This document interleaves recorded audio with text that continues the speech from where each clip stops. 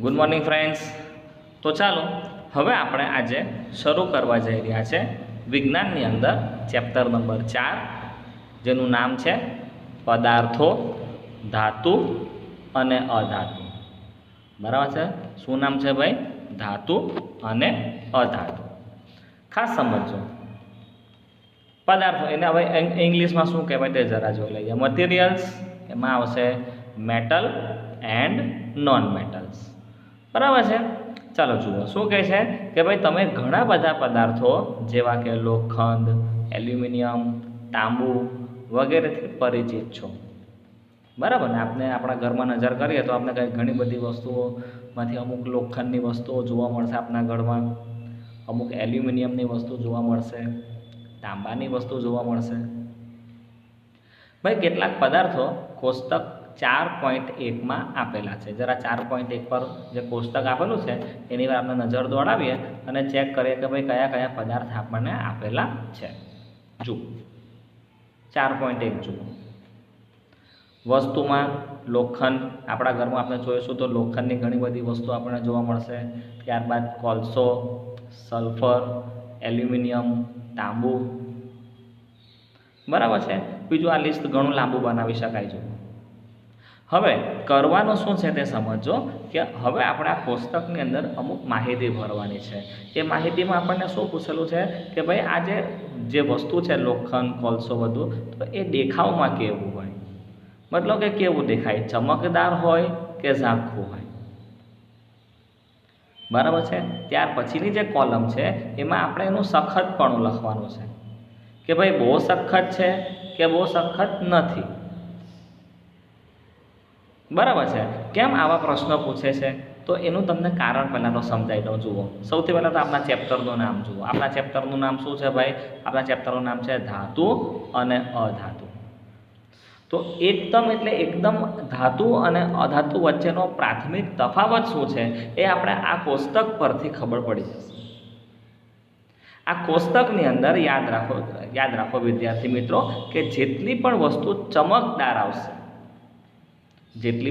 ચમકદાર આવશે એને આપણે કહીશું ધાતુ. ધાતુઓ વિદ્યાર્થી મિત્રો ખાસ ધ્યાન રાખો, એનો એક ભૌતિક સ્વભાવ એવો છે, એનો ભૌતિક ગુણધર્મ એવો છે કે તે ચમકદાર હોય. બરાબર છે? અને આ જે આપણને કોષ્ટકમાં આપેલા પદાર્થો છે લોખંડ, કોલસો, સલ્ફર, આ બધા પૈકી જે ઝાંખા દેખાતા હશે ને ભાઈ, તો એ ઝાંખી દેખાતી વસ્તુ અધાતુ હશે. એટલે યાદ રાખજો કોષ્ટકમાં આપણે જે વસ્તુની આગળ એવું લખીશું કે ચમકદાર, એટલે એ ધાતુ હશે, જે ઝાંખી હશે તે અધાતુ. એવી રીતે બાજુની કોલમમાં જોઈએ સખતપણું જોવાનું છે. તો જે વસ્તુઓ બહુ સખત હશે એ ધાતુ, અને જે બહુ સખત નથી એને આપણે કહીશું અધાતુ. બરાબર છે? ચલો જુઓ, આટલો આપણે અભ્યાસ કર્યા પછી આપણે ઝડપભેર કોષ્ટકમાં આગળ વધીએ અને માહિતી એની અંદર ભરવાની વાત કરીએ. ચાલો જુઓ શું કહે છે. સૌથી પહેલો પદાર્થ આવે છે લોખંડ. તો ભાઈ લોખંડ કેવું છે? તો આપણે આ જગ્યા પર લખીશું ચમકદાર. એકદમ ના ચમકે પણ તમે એને સમજી શકતા હશો કે એને કાચ પેપરથી ઘસીને જરા એકદમ એની સરફેસ જો સ્મૂથ બનાવી હોય ને તો થોડું ઘણું એમાં ચમક આવે, સાવ ઝાંખું ના હોય. બરાબર છે? તો લોખંડ કેવું છે? ચમકદાર. હવે એના સખતપણાની વાત કરીએ તો આપણે બધાને જ ખબર છે કે લોખંડ એટલે એની સખ્તાઈથી જ જાણીતું છે. લોખંડ જે છે તે એની મજબૂતીથી જ જાણીતું છે, ખૂબ જ મજબૂત. લોખંડ કેવું છે ભાઈ? ખૂબ જ મજબૂત છે, બહુ જ સખત છે. બરાબર છે? તો આ જગ્યા પર લખીશું આપણે બહુ સખત. તો ચલો આટલી માહિતી ભરવાથી તમને આરામથી ખ્યાલ આવી જશે કે ભાઈ આ જો લોખંડ છે એને ધાતુ કહેવાશે કે અધાતુ કહેવાશે. તો તમે તરત કહેશો કે ભાઈ ચમકદાર છે અને બહુ સખત છે એટલે આ વસ્તુ ધાતુ કહેવાશે, આ પદાર્થ ધાતુ કહેવાશે. બરાબર છે? ત્યારબાદ હજુ આપણે આગળ વધીએ. હવે આપણે વાત કરીએ કોલસાની. ચલો કોલસાનો દેખાવ. તમે કોઈ દિવસ કોલસાને ચમકતો જોયો છે? તમે કહેશો કે ના, કોલસો ક્યારેય નહીં ચમકે. મતલબ કે એનો દેખાવ આપણે કેવો લખીશું ભાઈ? ઝાંખો. એટલે આ કોલમમાં આપણે લખવાનું ઝાંખો. આગળ વધીએ. એનું સખતપણું કેવું? વિચાર કરો, જે ભાઈ કોલસો છે તો લોખંડ જેવું સખત આવે? આપણે વિચારીશું કે નહીં ભાઈ એનો તો આપણે એક લાકડું કે હથોડી હોય આપણી પાસે, બરાબર છે, અને કોલસાને બોલો મારીએ તો કોલસાના ટુકડા થઈ જાય, પાવડર જેવું પણ થઈ જાય. મતલબ કે કોલસો જે છે એ બહુ સખત નથી, એટલે આ જગ્યા પર લખીશું બહુ સખત નથી. મતલબ કે નિર્ણય લેવાશે કે કોલસો જે છે એને આપણે અધાતુ કહીએ. આગળ આવે છે સલ્ફર. તો વિદ્યાર્થી મિત્રો સલ્ફરમાં પણ એવી જ રીતે આવશે કે ભાઈ એનો દેખાવ આવશે ઝાંખો. એવી રીતે આ જે ધાતુ છે, આ જે પદાર્થ છે એ બહુ સખત નથી. દેખાવ ઝાંખો, બહુ સખત નથી, એનો મતલબ એમ થશે કે સલ્ફરને અધાતુ કહેવામાં આવે છે. હજુ આગળ વધીએ. હવે આપણે વાત કરીએ એલ્યુમિનિયમ. તો વિદ્યાર્થી મિત્રો આપણી પાસે ઘણા બધા ઘરમાં એલ્યુમિનિયમના વાસણો હશે, કદાચ કોઈ ડબ્બા કે તપેલીઓ કે એવું કંઈ એલ્યુમિનિયમની હશે આપણા ઘરમાં કદાચ. તો એ જોયું હોય તો આપણે ખ્યાલ આવશે કે એનો દેખાવ ચમકદાર હશે, બરાબર છે, અને આ જે છે એ બહુ સખત છે. એલ્યુમિનિયમ પણ સખત છે. આપણા ઘરમાં વાસણો બનેલા હોય એટલે આપણે ખ્યાલ હોય કે ભાઈ સખત આવશે, બરાબર છે. એટલે એલ્યુમિનિયમને આપણે કહીશું ધાતુ. એવી રીતે તાંબુ જે છે તો એ પણ ચમકદાર છે, અને સખતપણાની વાત કરીએ તો બહુ સખત છે. તાંબુ પણ ચમકદાર છે, અને અહીં લખીશું બહુ સખત છે, મતલબ કે તાંબાને આપણે કહીશું ધાતુ. તો વિદ્યાર્થી મિત્રો આ તમે જો સમજી લીધું હોય તો તમારા દિમાગની અંદર ધાતુ કોને કહેવાય અને અધાતુ કોને કહેવાય એનો એક પ્રાથમિક તફાવત દિમાગમાં ઉતરી જાય કે હા ભાઈ જે વસ્તુ ચમકતું દેખાય. હવે સોનાની વાત કરીએ, આમાં ધારો કે આપણે આમાં લિસ્ટ મેં તમને કીધું ને કે લાંબુ બનાવી શકાય, તો સોનાની વાત કરીએ તો તરત દિમાગમાં ઉતરશે કે હા સોનું જે છે ચમકદાર છે. સોનું એટલે શું કહેવાશે ભાઈ? ધાતુ. ચાંદી તો ભાઈ ધાતુ, બરાબર છે. હજુ આપણે આગળ વધીએ. સમજો કે હું તમને નામ આપું કે ભાઈ ઓક્સિજન. હવે તમે કહેશો કે તો વાયુ સ્વરૂપમાં છે એટલે દેખાવમાં ચમકદાર તો ભૂલી જ જવાનું. હવે ચમકદાર નથી, મતલબ કે એને આપણે કહીશું ભાઈ અધાતુ. બોલો ખ્યાલ આવે છે વિદ્યાર્થી મિત્રો? બરાબર છે. ચલો જેમ જેમ આપણે ચેપ્ટરમાં આગળ વધીશું તેમ તેમ ધાતુ કોને કહેવાય, અધાતુ કોને કહેવાય, ધાતુ પાસે કયા કયા ગુણધર્મો હોય, અધાતુ પાસે કયા કયા ગુણધર્મો હોય એની ચર્ચા કરવાની છે. અત્યારે આપણે આ કોષ્ટક પરથી એટલી તો વાત ખબર પડે છે આપણને કે જે ધાતુ હોય એ દેખાવે ચમકદાર હોય અને એ બહુ સખત હોય, જ્યારે જે અધાતુ છે એ દેખાવમાં ઝાંખું હોય, જ્યારે એ કંઈ બહુ સખત હોતા નથી. બરાબર છે. આગળ વધીએ, કોષ્ટકથી આપણે આગળ વધીએ તો એવું લખેલું છે કે શું તમે એવા પદાર્થોના નામ આપી શકો છો કે જે ધાતુ હોય? તો આપણે કહીશું કે ભાઈ હા, ઉપરના કોષ્ટકની જ વાત કરીએ તો જે લોખંડ, એલ્યુમિનિયમ, તાંબુ આ બધા ધાતુ છે. મેં તમને બે નામ એક્સ્ટ્રા આપ્યા, સોનું, ચાંદી ધાતુ છે, બરાબર છે. આગળ વધીએ છીએ ભાઈ. એ સિવાય કોષ્ટક 4.1ના પદાર્થો અધાતુઓ છે. હા તો ભાઈ છે, અધાતુઓ જ છે ને. કયા કયા પદાર્થો આપણે લીધા? તો ભાઈ કોલસો, સલ્ફર, ત્યાર પછી તમને મેં એક ઉદાહરણ આપ્યું ઓક્સિજન. ખ્યાલ આવે છે? હવે તો વાયુ સ્વરૂપનું છે, બરાબર ને. હજુ આપણે આગળ વધીએ, ચાલો જુઓ શું કહે છે કે ધાતુઓને એમના ભૌતિક અને રાસાયણિક ગુણધર્મોને આધારે અધાતુઓથી જુદા પાડી શકાય છે. વાત એકદમ સાચી છે, બરાબર ને. એમના ભૌતિક અને રાસાયણિક ગુણધર્મો પરથી આપણે એને અલગ અલગ ઓળખી શકીએ છીએ. જો જેમ કે હમણાં તમને પ્રાથમિક તફાવત તો સમજાવી દીધો કે ભૌતિક ગુણધર્મમાં શું જોવાનું કે ભાઈ સખત છે કે નથી, કે ભાઈ ચમકે છે કે નથી ચમકતું. ચમકતું હોય તો ધાતુ, ના ચમકતું હોય તો અધાતુ. મતલબ કે તમે એને જુદા પાડી શકો છો, બરાબર ને. આટલી સમજ મેળવી લીધા પછી તમારી સામે પણ 10 પદાર્થ મૂકી દઉં તો તમે કોને ધાતુ કહેવાય, કોને અધાતુ કહેવાય એ તમે એનું વર્ગીકરણ કરી શકો. આગળ વધીએ. યાદ રાખો કે ચળકાટ તથા સખતપણું એ ભૌતિક ગુણધર્મ ગણવામાં આવે છે. ભાઈ ચળકાટ ધરાવવું, સખતપણું હોવું એને ધાતુનો કેવો ગુણધર્મ કહેવાય છે? ભૌતિક ગુણધર્મ.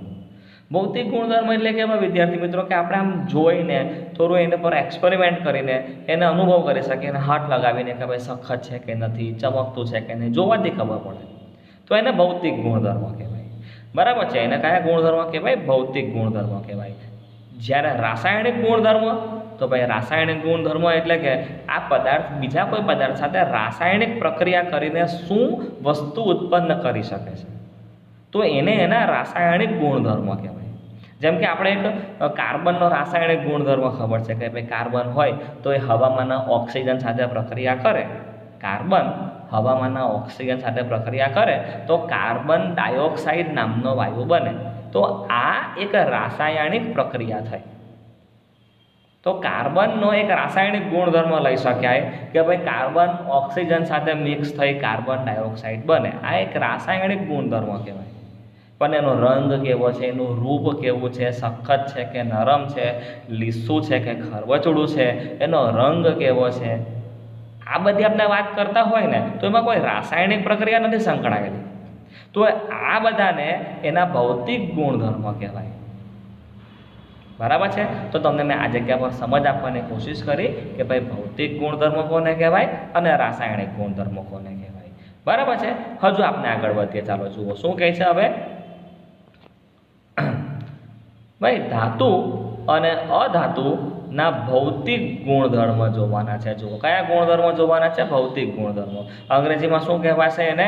Physical properties of metals and non metals. ભાઈ ધાતુને આપણે અંગ્રેજીમાં મેટલ કહીએ અને અધાતુ હોય તો અંગ્રેજીમાં આપણે એને નોન મેટલ કહીશું. કયા ગુણધર્મ જોવાના છે? તો ભાઈ ભૌતિક ગુણધર્મ જોવાના છે. ભૌતિક ગુણધર્મ કોને કહેવાય? તો ભાઈ એનો રંગ કેવો છે, એનું રૂપ કેવું છે, એ ઘન છે કે પ્રવાહી છે કે વાયુ છે કે સખત છે કે ચમકદાર છે. બરાબર કે નહીં? તો આવી બધી એની જે લાક્ષણિકતાઓ ખરી એનું શું કહેવાય? ભૌતિક ગુણધર્મ. હવે આપણે કયા કયા ભૌતિક ગુણધર્મ જોવાના છે એ આ ચેપ્ટરમાં આપણે આગળ વધીએ. ચાલો ઘણા બધા ભૌતિક ગુણધર્મ આવશે હે વિદ્યાર્થી મિત્રો. ધાતુ અને અધાતુ એમના ભૌતિક ગુણધર્મો સ્ટેપ બાય સ્ટેપ ચાલુ કરીએ. ઘણા બધા આવવાના છે. સૌથી પહેલાં કોઈ એક વસ્તુથી ચાલુ કરીએ, કોઈ એક ગુણધર્મથી શરૂ કરીએ. તો શું કહે છે જુઓ. શું તમે ક્યારેય લુહારને લોખંડના ટુકડાને ટીપતો જોયો છે? કોઈ લુહાર હોય, લુહાર એટલે આપણે ખ્યાલ છે કે ભાઈ લોખંડમાંથી બધી ચીજ વસ્તુઓ બનાવે ટીપીને. તો તમે એને જોયો હોય કે લોખંડની વસ્તુ ટીપતો હોય. બરાબર છે. અથવા તો લોખંડના સાધન જેવા કે પાવડો, કુહાડી, ખંપાળી તમે જોયા છે? હા, તો આ તો તમે જોયા હશે જ. બરાબર ને? કોદાળી, પાવડો. આગળ વધીએ. શું આ સાધનોને ટીપવાથી એનો આકાર બદલાય છે? યસ, બદલાય છે. 101% બદલાય છે. એને આપણે ટીપીએ એટલે આકાર બદલાય. બરાબર કે નહીં? બરાબર. હજુ આગળ વધીએ. જો ટીપવાથી આકાર બદલાય એટલે કેવી રીતે તે તમને હું સમજાવું. જો એક અહીંયા ફોટો આપેલો છે. આ જુઓ, લોખંડની ખીલી દેખાશે અને હથોડીથી ટીપવામાં આવે છે. જુઓ, જેટલું જોરથી હથોડી વડે આપણે ટીપીશું ને ખીલીને, તો ખીલી જે ખરી ને એ ધીમે ધીમે ચપટી થઈ જશે, પાતળી થઈ જશે. પહેલાં નળાકાર જેવી હશે ખીલી. તમે એને હથોડી ધબાધબ માર્યા કરશો ને તો ધીમે ચપટી થઈ જશે. મતલબ કે એનો આકાર શું થશે? બદલાઈ જશે. બરાબર ને? તો ભાઈ વાત સાચી છે કે લોખંડની વસ્તુ હોય કે કદાચ એલ્યુમિનિયમની વસ્તુ હોય એને આપણે ટીપીશું તો એનો આકાર શું થવાય છે ભાઈ? બદલાઈ જાય છે. હજુ આપણે આગળ વધીએ. જુઓ શું કહે છે કે શું તમે માનો છો કે લાકડાના ટુકડાને ટીપતા એમાં પણ આવો જ ફેરફાર થાય?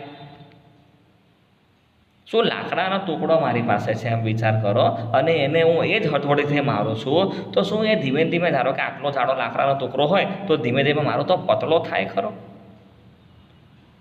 કે એના છોટલા ઉડી જાય? તમે કહેશો કે ને પતલો તો ના થાય પણ એ તૂટી જશે. જ્યારે લોખંડની ખીલી તૂટે નહીં, પતલી થશે. ખ્યાલ આવે છે ને વિદ્યાર્થી મિત્રો? ચલો હજુ આપણે આગળ વધીએ. જુઓ શું સમજાવે છે તે જુઓ. એક પ્રવૃત્તિ આપણા સ્વરૂપમાં સમજાવે છે આ લોકો. શું કહે છે જુઓ કે લોખંડની એક નાની ખીલી તો તમને હમણાં જ મેં વાત કરી. ત્યાર પછી તમારે કોલસાનો ટુકડો લેવાનો, એલ્યુમિનિયમનો જાડો વાયરનો ટુકડો લો. ત્યાર પછી તમારે પેન્સિલની અણી, તો તમારે 4 વસ્તુ લેવાની છે: લોખંડની ખીલી, કોલસાનો ટુકડો, એલ્યુમિનિયમનો વાયર, પેન્સિલની અણી. બરાબર છે? હવે શું કહે છે સાંભળતા રહેજો. લોખંડની ખીલીને હથોડાથી તમારે ટીપવાની. લોખંડની ખીલી લો, ફોટામાં આપેલું છે, તમને હમણાં પણ કીધું કે ટીપો તમે એને. બરાબર છે? શું થશે ભાઈ? જોરથી ટીપવાની કોશિશ કરવાની, જોરદાર. દરેકે લોખંડની ખીલીને પણ ટીપો, કોલસાના ટુકડાને ટીપો, એલ્યુમિનિયમનો વાયર ટીપો, પેન્સિલની અણી ટીપો. હવે ટીપવાથી શું થાય છે તમે એનું અવલોકન કરો અને તમારું આ અવલોકન જે છે એ આ જે કોષ્ટક નંબર 4.2માં છે એ તમારે નોંધવાનું છે. શું નોંધવાનું છે કે ભાઈ લોખંડની ખીલી છે, ઓકે, તમે એને ટીપ્યું હથોડીની મદદથી, તો એ જે ખીલી છે એ સપાટ થઈ કે ટુકડામાં તૂટી ગઈ. તો આપણે લોખંડની ખીલી છે કે ટુકડામાં તૂટવાની તો છે નહીં, એટલે આપણે લખીશું કે અહીંયા સપાટ થાય. ત્યાર પછી આવે છે કોલસાનો ટુકડો. તો ભાઈ કોલસાનો ટુકડોને આપણે ટીપીશું તો સપાટ તો ના થાય, પણ આપણે અહીંયા લખીશું ટુકડાઓમાં તૂટી જાય. એવી રીતે એલ્યુમિનિયમનો વાયર છે તો વાયર ટુકડાઓમાં તૂટશે નહીં, અહીં આપણે લખીશું વાયર જે છે તે સપાટ થાય. આ જે પેન્સિલની અણી છે લોખંડની હથોડીથી ટીપીશું એના ટુકડા થઈ જશે, ભૂક્કો થઈ જશે, ભૂક્કો. તો વિદ્યાર્થી મિત્રો, આ પ્રવૃત્તિ પરથી હું તમને શું સમજાવવા માંગુ છું ને તમને એનો આઈડિયા આવી ગયો હશે કે આમાં આ કોષ્ટકમાં જે પદાર્થોમાં મેં એવું લખ્યું કે ભાઈ સપાટ થાય, લોખંડની ખીલી સપાટ થાય અને એલ્યુમિનિયમનો વાયર સપાટ થાય. તો આ લોખંડની ખીલી અને એલ્યુમિનિયમનો વાયર જે છે એ તમે આરામથી સમજી શકતા હશો કે એને ધાતુ કહેવાય કે અધાતુ કહેવાય. તરત દિમાગમાં ઉતરી ગયું હશે કે આને ધાતુ કહેવાય. હજુ આપણે આગળ વધીએ. કોલસાનો ટુકડો જે ખરો આયરો આ, અને પેન્સિલની અણી એમાં આપણે લખ્યું કે ટુકડાઓમાં તૂટી જાય, મતલબ કે એ અધાતુ, સખત નથી. બરાબર ને? જ્યારે લોખંડ અને એલ્યુમિનિયમ સખત છે એટલે ધાતુ. બોલો, ખ્યાલ આવે છે? એકદમ ઇઝી મેથડથી આપણે કોઈ પણ પદાર્થ ધાતુ છે કે અધાતુ છે એ કહી શકીએ. બરાબર છે? અને અત્યારે આપણે જે ચર્ચા કરી રહ્યા છીએ એ આપણે ચર્ચા કરીએ છીએ ધાતુ અને અધાતુના ભૌતિક ગુણધર્મની. બરાબર ને? તો આ પ્રવૃત્તિ પરથી આપણે એક ભૌતિક ગુણધર્મ એવો તારવી શકીએ કે જે ધાતુ પદાર્થ છે, જે કયો પદાર્થ છે ભાઈ? ધાતુ પદાર્થ છે, એને આપણે ટીપી શકીએ એટલે એની અંદર ટીપાઉપણાનો ગુણધર્મ છે. જ્યારે જે અધાતુ છે એને આપણે ટીપી શકતા નથી, મતલબ કે એમાં ટીપાઉપણાનો ગુણધર્મ હોતો નથી. તો યાદ રાખો, પહેલો ગુણધર્મ આપણે શીખ્યા ધાતુનો કે ધાતુને ટીપી શકાય છે, જ્યારે અધાતુને ટીપી શકાતી નથી. ધાતુમાં ટીપાઉપણાનો ગુણ છે, અધાતુમાં ટીપાઉપણાનો ગુણ નથી. બરાબર છે? તો આ જે વસ્તુ હમણાં હું બોલી ગયો એ જ વસ્તુ નીચે લખાણમાં હવે આપી છે. જુઓ શું કહે છે, વાંચું છું ફટાફટ ઝડપે. તમે જોયું હશે કે લોખંડની ખીલી અને એલ્યુમિનિયમના વાયરને ટીપવાથી એનો આકાર બદલાઈ જાય છે. જો તેને સખત ટીપવામાં આવે તો સપાટ થઈને પેલું પતરું બની જશે, એકદમ પતલું બની જાય. આ એલ્યુમિનિયમ જે ધાતુ છે ને વિદ્યાર્થી મિત્રો, એનું તો તમે પતરું જોયું પણ હશે, એકદમ પાતળું. યાદ કરો ક્યાં જોયું હોય? બધાએ જોયું હશે એલ્યુમિનિયમનું પતરું. એને આપણે સાદી ભાષામાં એલ્યુમિનિયમ ફોઇલ કહીએ છીએ. કોઈ પણ ખાદ્ય પદાર્થ આપણે કદાચ લેવા જઈએ અને એ ખાદ્ય પદાર્થ ગરમ રહે ને, એ માટે જ્યારે એને પાર્સલ પેકિંગ કરવામાં આવતું હોય હોટલો દ્વારા કે કોઈ લારીઓ દ્વારા, તો આપણે એલ્યુમિનિયમ ફોઇલની અંદર એ લપટીને આપવામાં આવે છે. કોઈ રોટી લીધી હોય આપણે ધારો કે, તો એલ્યુમિનિયમ ફોઇલમાં લપટીને આપણે આપવામાં આવે જેથી કરીને ગરમ રહે. તો વિચાર કરો કે એ એલ્યુમિનિયમ ધાતુ છે, કેટલું સખત છે. તો વિચાર કરો એમાંથી કેટલું પતરું બનાવી દીધું. બરાબર કે નહીં? તો મતલબ કે આપણે એને ટીપી શકીએ છીએ. ધાતુ છે તો ટીપી શકીએ. એની જગ્યા ઉપર તમે વિચાર કરો કોલસો હોય તો એને ટીપીને પતરું બનાવવું ભૂકો થઈ જાય, મતલબ કે ધાતુ નથી. એવી રીતે આપણે વાત કરીએ સોનું અને ચાંદી ધાતુ, તો એને પણ ટીપીને એકદમ પતરું આપણે બનાવી શકીએ છીએ. મીઠાઈઓ ખાતા હોય તો એની પર આપણે આ સોના અને ચાંદીના વરખ જોઈએ છીએ. ખાસ કરીને કાજુ કતરી ખાધી હોય તો એની પર ચાંદીનો વરખ આપણે જોઈ શકીએ છીએ આરામથી. બરાબર ને? કેટલું પતલું હોય વિચાર કરો તમે ખાલી. તો આ ગુણધર્મ ધાતુ પાસે છે, અધાતુ પાસે નથી. મેં જે વાત કરી તે હવે આવે છે આગળ, આપણે એને વાંચીએ. જુઓ શું કહે છે કે જો તેને સખત ટીપવામાં આવે તો એ સપાટ થઈને પતરામાં રૂપાંતર થાય. તમે મીઠાઈને આકર્ષક બનાવવા વપરાતા વરખથી તો પરિચિત હશો જ, ખબર છે આપણે, હમણાં મેં વાત કરી. તમે ખાદ્ય પદાર્થોને પેક કરવા માટે વપરાતી એલ્યુમિનિયમ ફોઇલથી પણ પરિચિત હશો જ, એની પણ મેં વાત કરી. જે ગુણધર્મને લીધે ધાતુને ટીપીને એના પાતળા પતરા બનાવી શકાય છે એને એનું ટીપાવપણું કહેવામાં આવે છે. ટીપાવપણુંને અંગ્રેજીમાં મેલિએબિલિટી કહેવામાં આવે છે. મેલિએબિલિટી. ઓકે, આ ધાતુનો લાક્ષણિક ગુણધર્મ છે. ધાતુનો એક લાક્ષણિક ગુણધર્મ છે, ભૌતિક ગુણધર્મ છે. એમાં આપણે કોઈ રાસાયણિક પ્રક્રિયા કરવા નથી બેસવાનું, બરાબર છે. એટલે આ ધાતુનો ભૌતિક ગુણધર્મ કહેવાય કે ધાતુને ટીપાવપણું હોય છે. ધાતુને ટીપાવપણું નથી હોતું, આ એનો ભૌતિક ગુણધર્મ, બરાબર છે. આ ધાતુનો લાક્ષણિક ગુણધર્મ છે. તમે નોંધ્યું હશે કે કોલસો અને પેન્સિલની અણી આ ગુણધર્મ ધરાવતા નથી. તો સવાલ છે કે શું આપણે ધાતુ કહીશું? તો જવાબ આવશે કે ના ભાઈ, એને ધાતુ ના કહી શકાય. હજુ આપણે આગળ વધીએ. ઓકે, હવે આપણે અહીંથી સ્ટોપ કરીએ છીએ. બાકીનું જે છે નેક્સ્ટ વિડીયોમાં લઈશું. ઓકે.